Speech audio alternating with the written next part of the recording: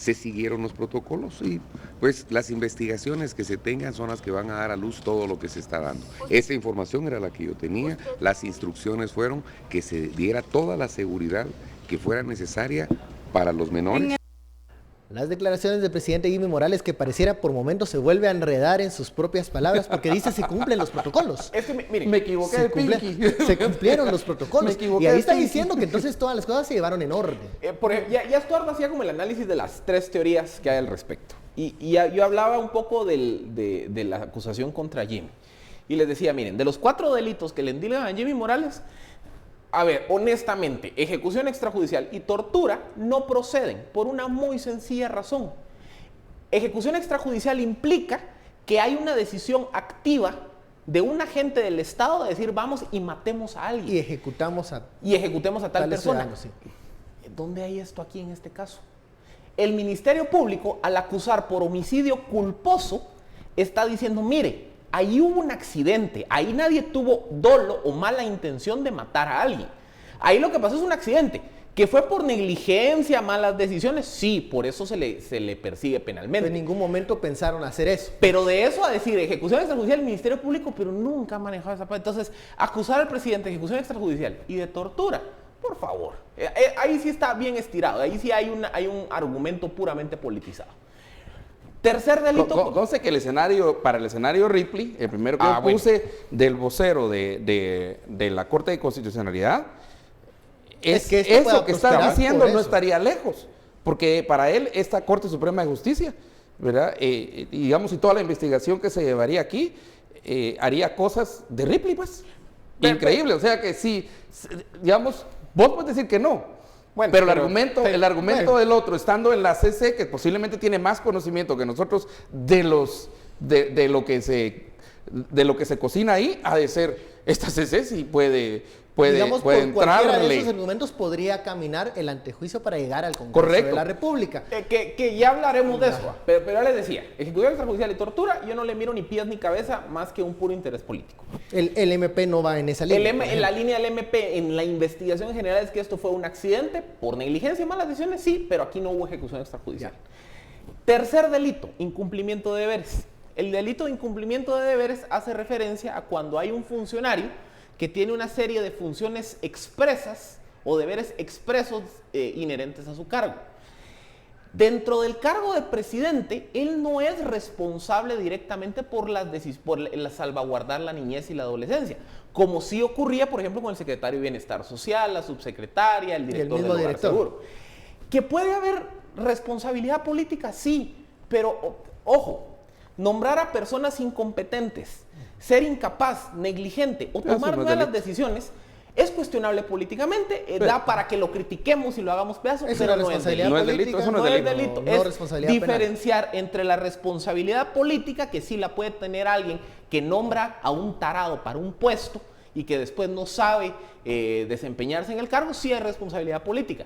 De eso, a que haya responsabilidad penal, no jala. El único delito que a mí me genera dudas, y que ahí es donde yo sí creo que puede investigarse, es el de abuso de autoridad. Y por eso yo recalcaba la acusación contra el comisario de la Policía Nacional Civil. Porque si alguien tomó la decisión de que la Policía Nacional Civil se hiciera cargo del centro, ahí sí se estaba extralimitando en sus funciones, porque no era competencia de la policía. Lo digo más sencillo, el presidente podía ordenar, y es legal, que la PNC entrara al Hogar Seguro. Inverso, yo creo que era lo inverso. La orden, como dice el que se siguieron los protocolos, conste, mire, es que tenemos que insistir eso, ya lo dijo Filipe, pero tenemos que insistir, estos no eran niños y niñas en conflicto con la ley. O sea, no tenían nada, pues, no eran las gaviotas, no era etapa 2, pues, no era esto. Ellos estaban ahí en resguardo. La ley cambió y antes había otro sistema, pero el sistema de ahora dice que, por ejemplo, si los papás torturan a un niño, no le dan comida, lo tratan mal, o un padrastro viola a la hijastra. Tiene amenazas en su comunidad. Sí, y pasan un montón de situaciones así, que el Estado entonces agarra al niño y lo lleva precisamente por eso se llama Hogar Seguro, porque ahí le van a dar seguridad a los niños. Aquí hacen una pregunta que que yo desde que de este caso siempre lo he tenido, y los monitores. ¿Qué serían? Pues yo lo pregunto responsables porque la están directos haciendo del- aquí los tuiteros. directos y los, de- y los del monitores cuidado de los menores. que son los mismos, ojo, que son los mismos y son ellos quienes firman el acta, ¿ya? En la noche. Analicemos esa acta. O sea, tanto se ha hablado. ¿Qué es esa acta realmente y qué no es? Y la firman los monitores, ¿eh? Es que miren, esa acta para mí, ahí se evidencia básicamente 3 tipos de delitos en esa acta. Primero, si yo soy el responsable de la niñez y de la adolescencia, o si yo soy el responsable del cuidado, del resguardo de esos menores, yo no puedo tomar la decisión de tratarlos como delincuentes, por lo que ya explicaba Estuardo. Ellos no están detenidos, ellos están bajo el custodio del Estado, están resguardados, ellos no son criminales. Ellos podían pedir auxilio de la policía para buscarlos, no decirle, mire policía, enciérrelos. Ahí es donde se comete el abuso de autoridad. Entonces, esa acta para mí evidencia 2 delitos. Incumplimiento de deberes, porque yo, en mi responsabilidad de velar por la niñez, yo dije, pues no, yo me lavo las manos, que sea la policía. Sí, Ahí hay y delito. le paso la responsabilidad a quien no debe Y tenerla. entonces hay segundo delito que es abuso de autoridad. Ajá. Y el tercer delito se genera como consecuencia de eso. O el tercer y cuarto, que es homicidio culposo y maltrato de menores. Porque derivado de esa decisión de encerrarlas, que ya era ilegal, se genera el incendio, que fue fortuito, fue un accidente, fallecen las menores. Entonces, por mi negligencia de haber tomado esa decisión, no solo inadecuada, sino ilegal, fallecieron las menores. Entonces, por eso se me tipifica el delito de homicidio culposo y maltrato de menores. Pero ojo, esa es la clave del delito de homicidio culposo. Por eso el calificativo culposo hace referencia cuando no hay mala intención, cuando no hay dolo. O sea, no es que ellos dijeron, chimucha, matemos, no. Y prendamos fuego. No, eso sino no que pasó. sencillamente fue por una negligencia, una mala decisión, una decisión ilegal, fallecieron las niñas. Y por eso se le está siguiendo proceso penal a quienes tomaron esa decisión. Que lo que la investigación señala es que esa decisión la toma el secretario de Bienestar Social, la subsecretaria Nay Keller, el director del centro, y aparentemente participa también de esta decisión, la encargada o la de protección contra el maltrato a lo interno del hogar. O sea, no la han acusado a los monitores per se, pero sí a los responsables administrativos del hogar. Y por eso es que están haciendo la pregunta, ¿y qué de los monitores? ¿Qué de aquellos que se juntaron en la noche, hicieron el acta, la firmaron? El acta básicamente dice, mire, nosotros ya no nos hacemos responsables. Y le pasan nosotros la le pasamos la responsabilidad a la PNC. PNC. O sea, ahí hay un caso muy, muy complicado. ¿Por qué? Porque no es la PNC. Ahí todo el protocolo, ¿ya? Vamos a poner Pero un el caso. presidente dice que sí se cumplió el protocolo. Bueno, pues te digo el tercer caso, pues. Tal vez a veces debería llamarle Pinky. El caso de sabotaje. El caso de Pinky debería ser. No, pero ahí voy a poner un caso paralelo. Uno de los, por ejemplo, el ejército no puede entrar a una cárcel, ¿ya? Y porque es constitucional, no pueden haber cárceles militares y no, lo que hace es resguardar un resguardo periférico. Ok. Alrededor de. Digamos que se juntan los guardias de presidios, firman un acta y dicen, aquí le entregamos el control al ejército. Porque no vamos a entrar. Porque no vamos a podemos. entrar, porque los presos son muy malos, porque nos quieren matar, porque nos sacaron la lengua y nos jalaron el pelo. Algo así. Y entonces le pasan, entonces tiene que entrar el ejército. Eso no se puede.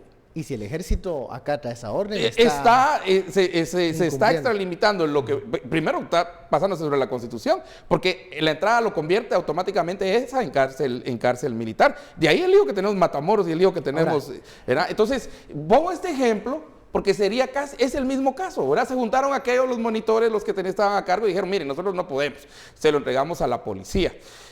¿Qué es lo que hace la policía? Y esa es una de las razones por las cuales agarran a la gente que tenía la llave.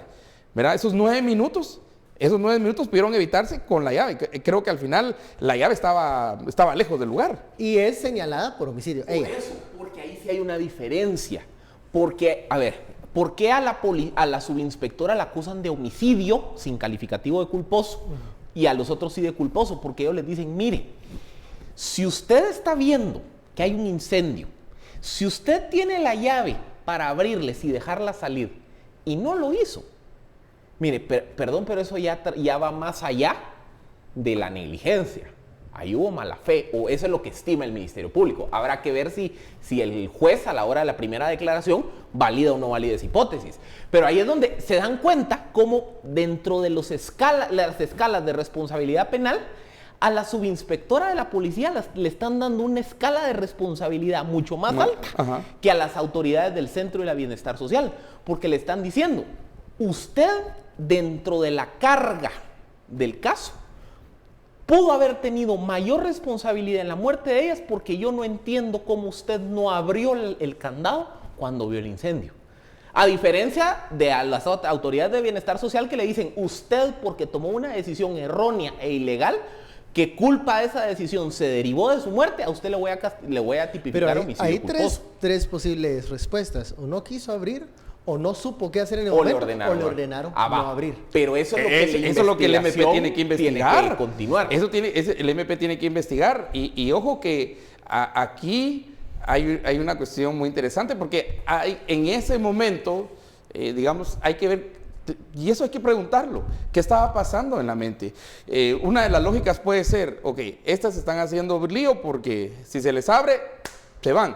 ¿Por qué? Por la experiencia anterior, ¿verdad? ¿Qué era lo que planteaba también Daniel ayer? ¿Qué pasaba si se dejaba entonces ir a las menores? También había ahí un incumplimiento. Entonces, ahí había, un incumplimiento. Pero el incumplimiento está desde el momento que la policía toma control de ese lugar, porque no es la policía la que debe tener. Cuando ves la redacción del acta, ¿quiénes toman una decisión? Los que no se atreven a hacer lo que debían hacer por en ese eso momento. los tuiteros Evidencia están que no hay protocolo. Exactamente, por eso están preguntando sabía qué hacer en ese momento. ¿Cuál es la responsabilidad de ellos? Y miren, ellos tienen una gran responsabilidad. ¿Dónde está la responsabilidad? En desresponsabilizarse. Y llegar al siguiente día como, Juan, por su casa, aquí no pasó nada. Pero entonces, ese es el problema. Por eso les digo, de los 4 delitos, ejecución extrajudicial, tortura e incumplimiento de deberes, no se le pueden divulgar al presidente.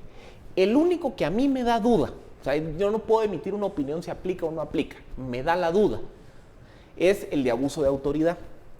¿Por qué? Por lo que hablábamos.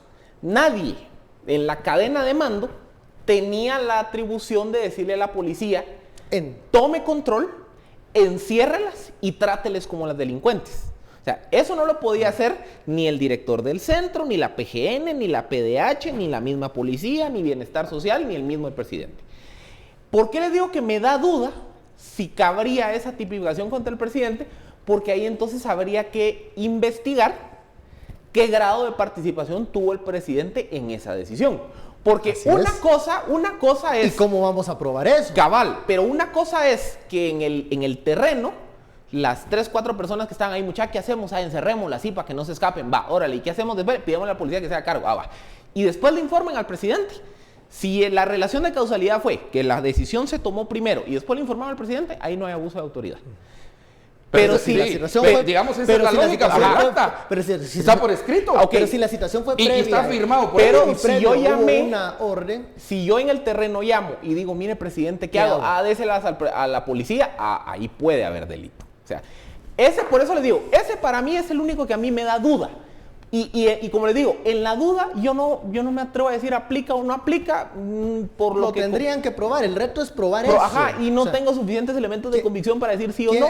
Tendría que... Pero es el único de los 4 que digo alguien yo, tendría que declarar fue el presidente el que me ordenó hacer eso, o una interceptación telefónica que no creo que se la hagan al presidente. Entonces, bueno, vamos a la segunda pausa de la noche. Se ríe Estuardo. Vamos a la segunda pausa. SF, presidente responde. Digo yo, en una democracia, ¿verdad? Bueno, volvemos luego de la pausa.